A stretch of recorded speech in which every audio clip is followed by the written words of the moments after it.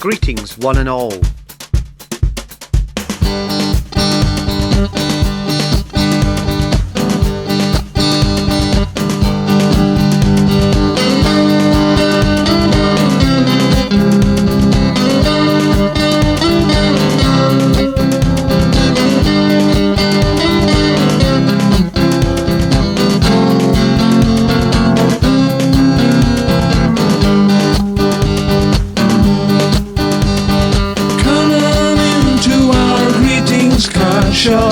We have moved with the times.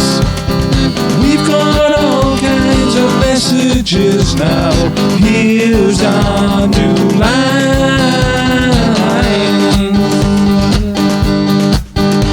A friend is there to help you through times of trial and consternation. So this is one friend who's sorry about your 5th unsuccessful bypass operation. A baby boy brings mountains of joy. A cry of a baby girl is a joyous song. But this card is just to let you know you've left all your car lights on. Life is a big bag of surprises, a tin of peppermints won at the carnival. But sometimes life can toss us a shock, like the death of a domestic animal. So this is to say how sorry I am that Elliot gave his last bow wow when a sleek and mighty rivercraft sliced his head in two with its prow. You are a thing of beauty and joy, of constant care and civility, but we cannot marry unless you accept the doctrine of papal infallibility. Of all the sorrows that fall on man, none is worse than untold deaths. But worse has happened to you both, now your son is addicted to meds.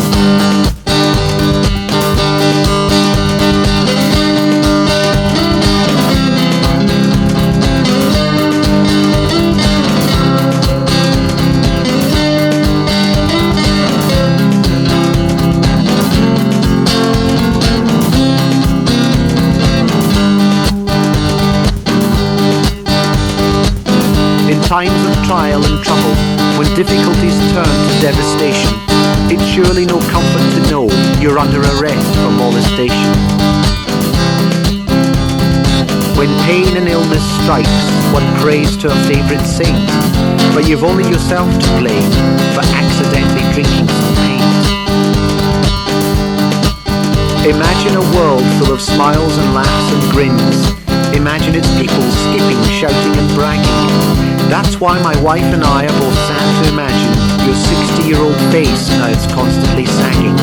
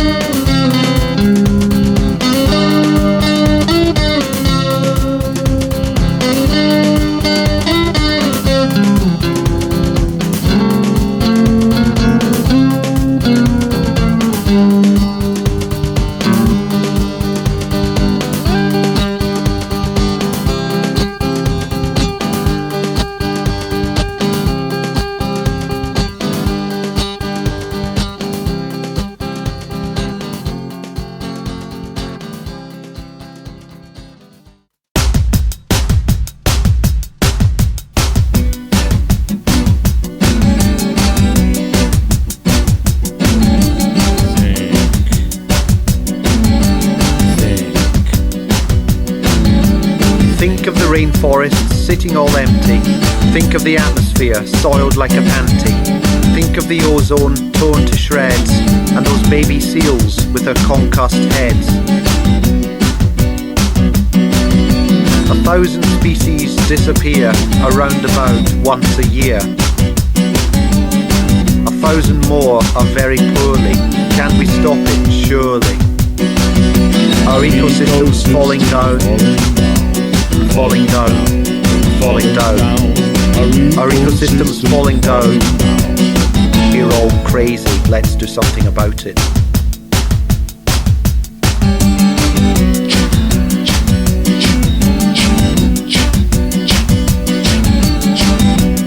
only we got our finger out and stuck it in the ozone,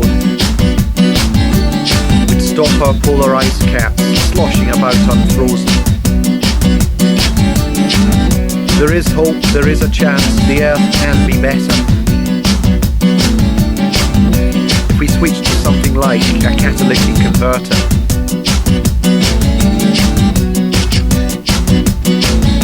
A million lives are lost because man can't be tossed. A million more can be secure if we used organic manure. Our ecosystem's falling down, falling down, falling down. Our ecosystem's falling down. We're all crazy, but we really can do something about it. We kill cows and kudu to feed our mammon, and slay the meek and hairy for a hunk of gammon. Yet our population grows 50 times its size, and will get worse unless we compulsorily sterilise.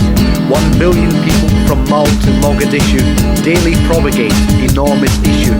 Another billion accidentally spawn by dry humping without their clothes on. Our population is going up, going up, going up. Our population is going up. It's so crazy we must enforce a program of mandatory birth control on a massive scale. What on earth are we doing to ourselves and each other? What on a massive scale?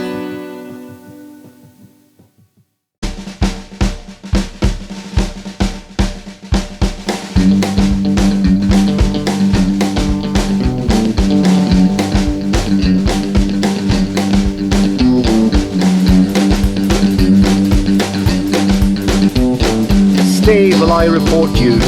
You can't evade this man. Cause my love I've caught you, running off with ham. Ooh, you're a shoplifting girl, and you're committing an offence by shoplifting girl at a superstore's expense. Yes, you shoplifting girl. You think you're so smart? Cause you, shoplifting girl, have appropriated my heart.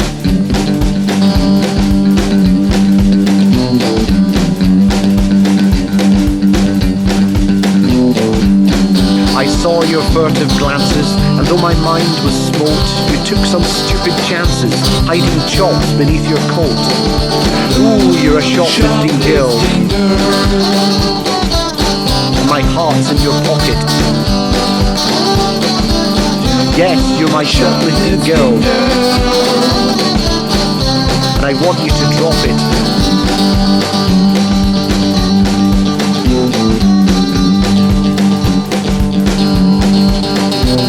Cause you, shoplifting girl, perpetuate deceit. Cause you, shoplifting girl, have meat but no receipt. I asked for your name, then melted, oh Melanie. But I know your game, you're committing a felony. Giblets might look nice to an inveterate thief, but you'll pay a heavy price for stealing frozen beef. Ooh, shoplifting girl, yeah, come quietly, this is the manager. Ooh, shoplifting girl, yeah, it's gonna be alright. Just 1 or 2 questions, hand over the venison.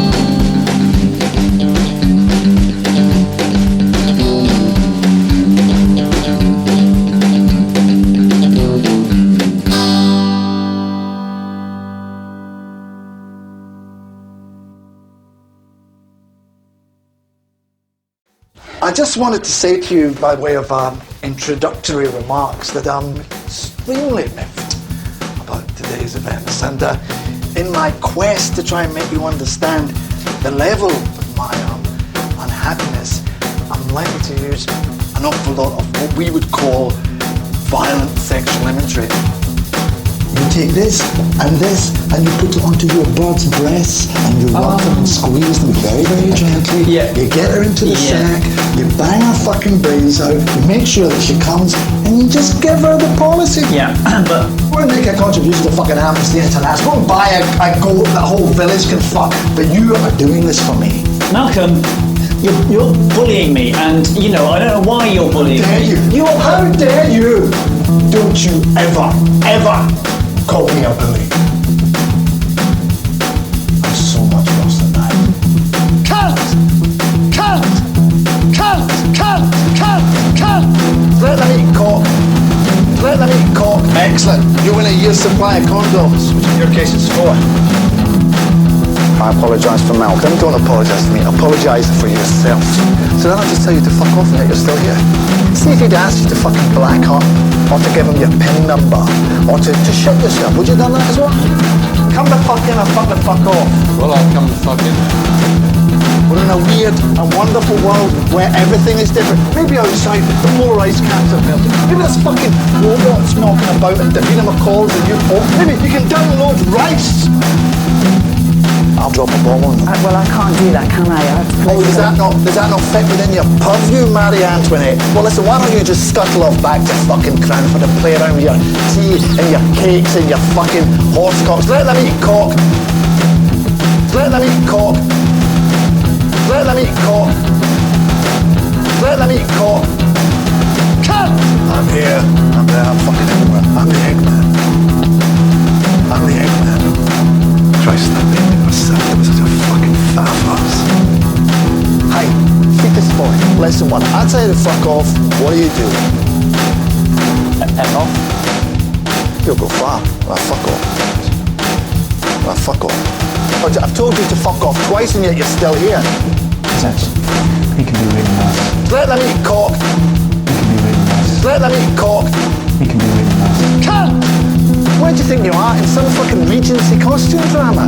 This is a government department, not a fucking Jane fucking Austen novel.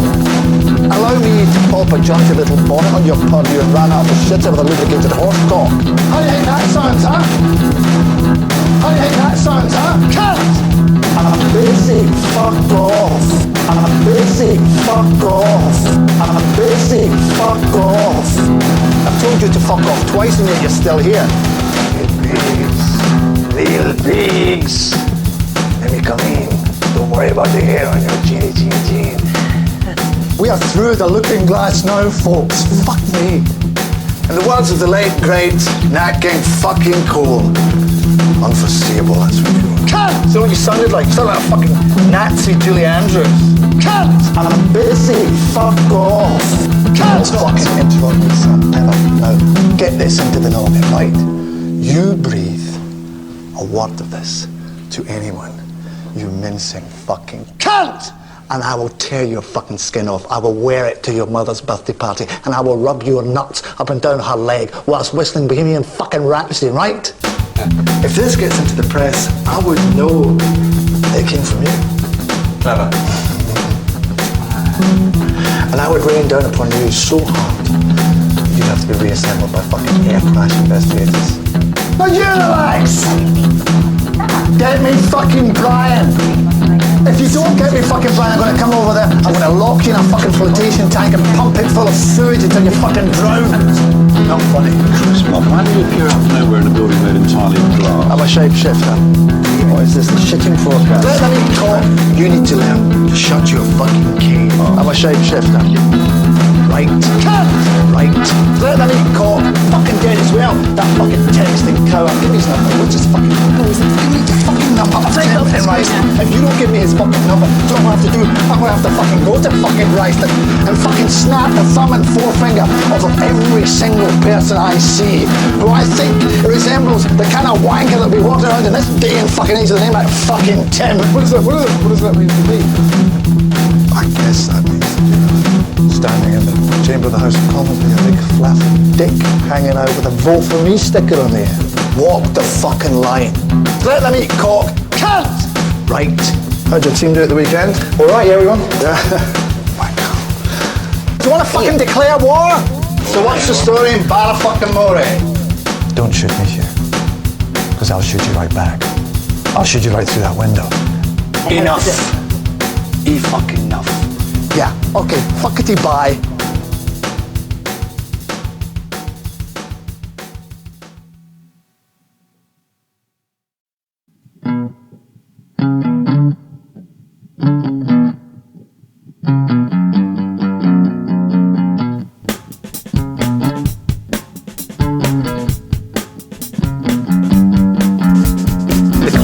punch. Every now and then you're forced to look at the entire human race and heave a disappointed prayer. May God in his heaven turn the full vigour of his mighty scowl on these idiots. As our brains blossom with invention and our imagination yields ever more sophisticated constructs of art and amazement, we still act like tossers. The 20th century saw us eradicate smallpox, but spoiled the retirement party by inventing the bomb. It saw us join together in brother and sisterhood by creating the League of Nations, MTV, and school language labs. Yet it still couldn't prevent us starting fights with nerve gas and inventing special camps for people who were previously our friends. It seems such a simple, easily comprehensible idea. Don't go round hitting people because it'll only lead to trouble, with maybe half your family dying in someone else's field. Just try to enjoy each other's company, because sooner or later you're all going to end up in the same mulch mixture on top of a 21st century farmer's potato crop. And yet, despite the obvious empirical evidence extracted from the finest, most elegant deductive reasoning a modern brain could extrude, that sipping tea with someone and laughing a lot is a much better option than firing bullets into each other's stomachs, we still cheerily go for the latter. There must be a fighting gene inside each one of us, probably bigger than a kidney, and it secretes its juices almost from birth. The average school playground gives a fair indication of the innate state of humanity, being 400 square yards in which the souls of innocents tear each other's ears off over differences of opinion about Babylon 5. The natural human impulse is to make fists a part of logic. A postulates assertion 1. B denies assertion 1, offering assertion 2 as an alternative. A proves assertion 2 false and reasserts 1. B demonstrates 2 to be true by kicking A in the mouth. More practical examples of this logic are that the behaviour of a homosexual in his bedroom can be subtly affected by having his ribs cracked open by 5 cheering men down an alley at 11 o'clock at night, that the darker shading of another person's skin can somehow be improved by inflicting bruises across the cheeks and back and by arresting it, or that different approaches to theology and scriptural exegesis can be resolved by incinerating a busload of shoppers. In the mind of the assailant, fighting is a form of powerful acupuncture, a complex system of physical manoeuvres which can relieve selected conditions and ailments when applied to certain parts of the body. There's something ridiculously special about our humanity that singles us out for possession of the urge to hit.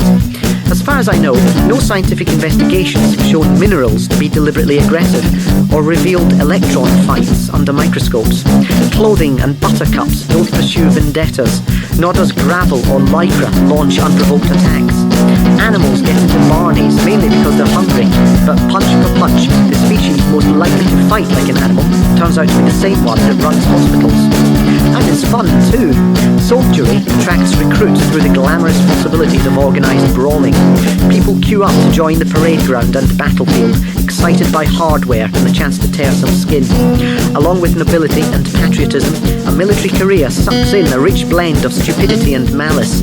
A fine line separates heroism from foolhardiness and campaign from atrocity. The voluntary desire to wield weapons can only encourage moments when even the most saintly of paratroopers spits savage aggro in the heat of battle. Recent events illustrate our condition.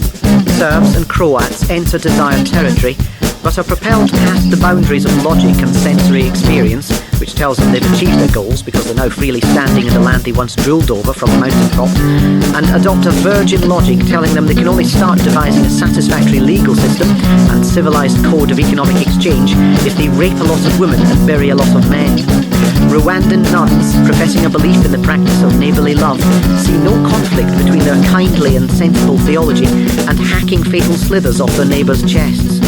While much nearer home, some of us apply a rule of law revolving exclusively around the firing of a gun into a plaintiff's knees. One could go on forever compiling this catalogue of spleen, except I'm not sure it would get us anywhere. We're all very good at recognising the utter arse-wrenching stupidity of our belligerent actions, and have turned commemorative silences and ceremonial never-agains into a splendid and frequent art form. Nobody can illustrate the shock of battle better than we can, though it's worth remembering most war poets were officers, and therefore drew some of their brilliant depictions of killing and arse-wrenching stupidity from personal experience. So I've no illusions that filling these moments with recorded sighs of exasperation at our fighter instinct will do anything to stop us battering, knifing, abducting and chopping perfect strangers as much as we already do. My only hope is that someone somewhere will agree with me a tad more than he or she would have done previously, that boxing is the most imbecile, debased and cruel of sports, that those who practice it are fools, those who manage it are worse, and those who broadcast it deserve to be put at the top of the frontline call-up list come the next land battle.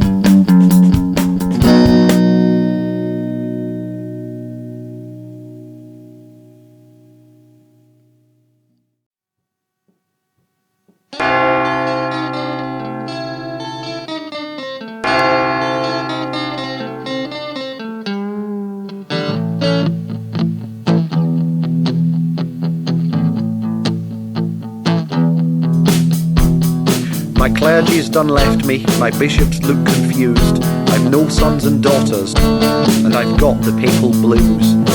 All alone in these apartments, making edicts by the score, when all I want is you, babe, this pope's sure feeling sore. You're the brightest babe in Rome, girl, and I've got the whitest smock. I saw you from the balcony as I stood to bless my flock. But you turned and left me, honey, and went back to your hotel. Now I'm scattering impure thoughts across my monastic cell. The papal blues done shake me, send a fever across my brow. Cause if those bishops knew my sin, they'd start a holy row. So I'll shut St. Peter's Church, girl. My evening prayers I'll cancel. Instead we'll dance in my basilica and tango up the chancel. I'll sit and make you flowers carved from candle wax, and thread you fine necklaces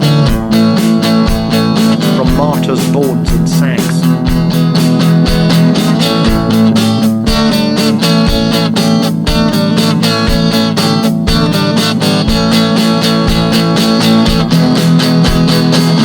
We'll kiss through Armageddon and prance till the end of time.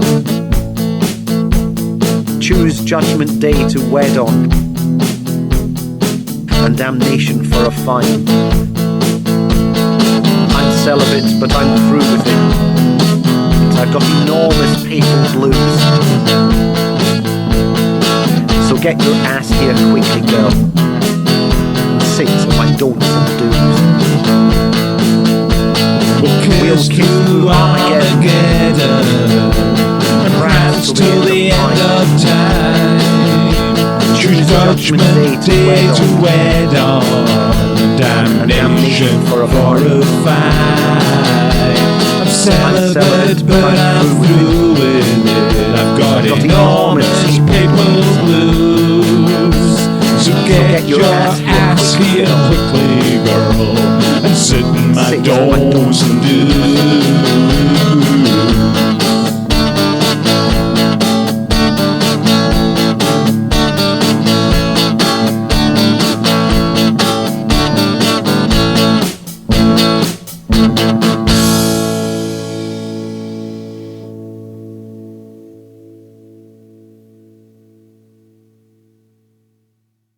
Pope John Paul II sings Julie Andrews.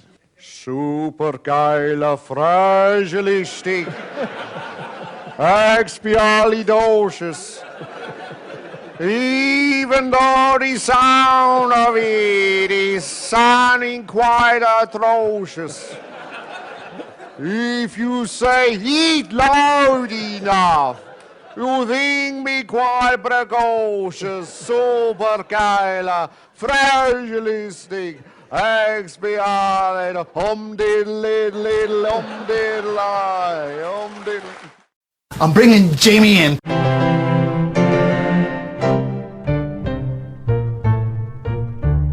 Well, got enough of the pleasantries, Let's just oil up and get fucking, How's the minister? We shit himself. Maybe he's dressed as Pat Phoenix, wanking into a desk tidy, flying back like Harrison Ford with a big whip in one hand and a skinny latte in the other. Oh, but sound mind, but with a body that looks like a giant sex toy. He said he felt like he was in the Twin Towers on 9/11, you know, just fucking waiting. A black dog humps his leg and shits in his duvet every 4 months. You've gone fucking psycho, son. Well, pardon me. You're not staring at the fucking urinals, that's rude. Are you a horse? Sorry? Are you a fucking horse? Has anybody seen Jamie? Why, have you lost him? Oh, don't tell me he's gone feral, because he was fucking terrifying when you had him on the leash. Hey, Popsbridge! Hello! Hey, dickhead! Happy New Queer! I'm really sorry, but don't be so offensive. I do apologise for my friend's behaviour. Did you have a nice Christmas? Do you fancy a cigar? I promise I won't tell any other prefects. Hand rolled in the thigh of a Cuban virgin with big tits and 4 kids. You're the fucking shittest James Bond ever. You're David fucking Niven. It's difficult. Shall I send Jamie over? Would you like that? No, no. You and Jamie in a rubber truncheon locked in that fucking music. No, I'm fine. I will remove your iPod from its tiny nano sheath and push it up your cock.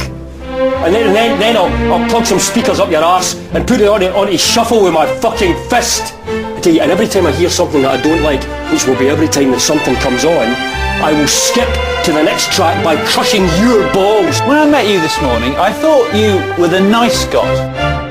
Immigration is in disarray. And what are you going to do about it? Well, first of all, I would have to take issue with your contention that immigration is in Oh, answer the question, you fat fuck. Jamie's going to stay with you, okay? He'll be by your side until the interview's over, even if you take a dump. Even if I take a dump, and I shit a lot, it's smoking and a fast metabolism. Well, fantastic. We'll spend the day defecating together. It's the glamour of this job that I so much enjoy frequently. You don't deserve to live. From now on, it's a proper fight. It's a pub fight. Motherwell rules. And Tom is going to get a pint glass in his fucking eye and a pool cue up his arse and another pool cue in his other fucking eye. This is the psychobilly stuff. What is this? I mean, this is crazy. It's crazy fucking stuff. Jimmy Boyle stuff. Really, I've just about had enough of you tonight, Robin. This started earlier. You're carping, you're whinging, your lack of professionalism. I have been fighting fires from before you had a hot dinner. Yeah, and not just here, but waiters in other places. Shush. Keep them apart, right? Visitors here. Do you think you're impressed? You're not doing a good thing. I did a good thing. You are causing problems here. Every time we try to get something going, you start with this fucking Peter McDougall. Okay. Every Saturday, fucking Glasgow, fucking Gorbals, Die Hard bullshit. Fuck! This is your thing, isn't it? Everything has to be an absolute. Everything has to be black and white. You know, I love you, fuck off. There are lots of shades of grey, you know? Oh, I know that. I'm looking at 15 of them right now. And you know this? I'm not leaving it to you, eh? You couldn't organise a bum rape in a barracks. Au contraire. Why wasn't I Tom?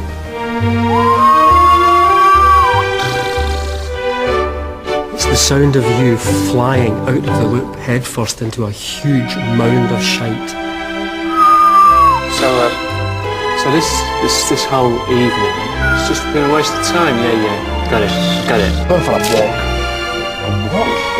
Yeah, what? Did he need your fucking permission to go for a walk? No, go for a walk. I can go for a walk. I've just never seen you go for a walk before. Well, how do you think I get in here in the morning? How do you think I get from the front door to here? I fucking walk, don't I? Yeah, you don't go for a walk. I'm away for a walk. Mimsy bastard, quisling weak fuck! You're about as secure as a hymen in a South London comprehensive. Yep, well done. That's offensive on a number of levels in a very concise way. That fucking cheese over there. It's Go on, have cheese. Eat the cheese! This is unfair. This is an expensive suit. James, just... Hey, right. Eat the fucking cheese! I'm not pretending to hate you here. I actually fucking hate you. Not playing a fucking game. Fuck off. He trained as a priest. Really, yeah.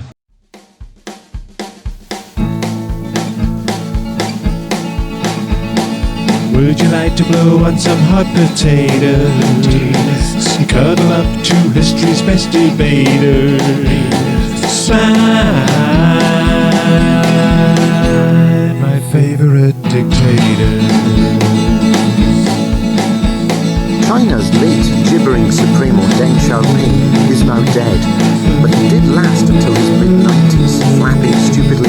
like a wasp in October.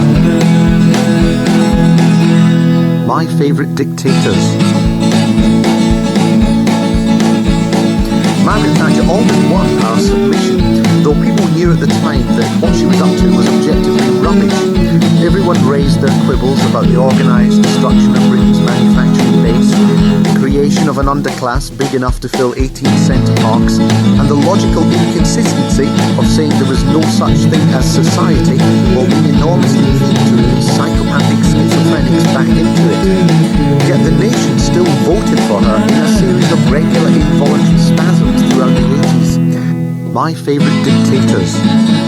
At the moment of voting, some basic primeval impulse took hold of Britain's brains when pencil was put to traceless slip.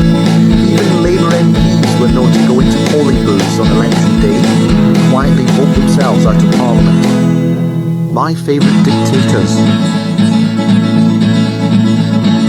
After Thatcher, by unanimous agreement, the Conservatives had a huddle as leader, and their supporters consequently went into hiding like Nazis in Paraguay.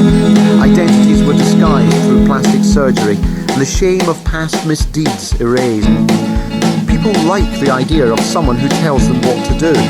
We like to have decisions made for us, even if they're screamingly bad ones, since it's still a lot less bother than having to make them ourselves. Anybody who can make more decisions, faster decisions, and louder decisions than anyone else gets our vote. It doesn't matter that a leader's response to the first threat of armed invasion is to order all 4-year-olds into a line across the south coast and get them to urinate a huge canal in front of the enemy. If that order is given swiftly and confidently and within seconds of the initial threat, we will all quite happily put our sons and daughters into the first train to Dover with a bag of citrus fruits. My Favourite Dictators. Leaders who try winning votes by promising to consult with the people before reaching any momentous decisions have only themselves to blame when the words "you tell us, mate" come back to their in-tray. As Labour and Conservative leaders jettison policy in favour of in-depth surveys into what the people want, they may like to pause to consider that what the people really want is for them to behave a bit more like a 94-year-old Chinaman with bowel trouble. For that, ultimately, is who we want from our democracy. And if he's played at Twickenham, then even better.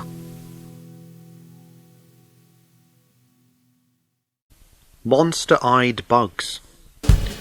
If while you're listening to this you feel a bit woozy, the chances are you've got one of those bugs going around just now that makes everything seem rather strange. You can't put your finger on it, it's just that everything feels slightly odd, and you think you're about to bulk up breakfast on your newsagent's dog. You feel worse if you shut your eyes, then everything starts spinning round and your nose streams enough mucus to fill a bus. Monster-eyed bugs. Spring in particular plays havoc with the inside of people's faces, which ooze and project liquids previously dormant at the back of the neck all winter. It's a time when exotic bugs and viruses capable of coaxing a yard of phlegm out of anyone's mouth go house hunting in the sinuses. So to help you recognise these beasts of the nose, the following is a swift guide to new germs recognised by the government's chief medical officer. Monster-eyed bugs. Russian child. A small virus from northern Odessa which normally sweeps across Asia but was blown backwards this year by a freak cough from an oncoming flock of migrating chaffinches. The virus now has extensive hold of Hull and parts of the Peak District. Tiny at first, the germ lodges outside the throat and then grows in size to about the shape of a small child. It exhausts the host by demanding attention throughout the night and then insisting on sleeping on you during the day when you should be leaving for work. Recommended cure, fast dancing. Monster-eyed bugs. Flippancy flu. A curio from Brazil. A small blue germ that lives in the eyes and makes the carrier appear flippant. By sucking the juice out of nerves in the head, the virus causes involuntary twitching of the eyes upwards as if tutting or expressing unconsidered dismissal of an idea. These spasms occur most frequently at times of highest emotional tension, such as in potentially violent confrontations with an aggressor or at the reception of bad news, for example close family bereavement. At these moments, a resigned roll of the eyes can look unsympathetic and has attendant dangers. In the 1934 war between Chile and Paraguay, an entire village of subjugated Chileans was put to death for being plain rude. Recommended cure, masks. Monster-eyed bugs. Mackenzie's anger. A pretty flu bug from southern New Zealand. Symptoms are repulsive. Victim spends first 5 days vomiting offensive blue pus, then green and yellow bile on alternate days. Every 14th day the eyes stink of dog, while the ears constantly eject rivulets of hard wax down the sides of the face.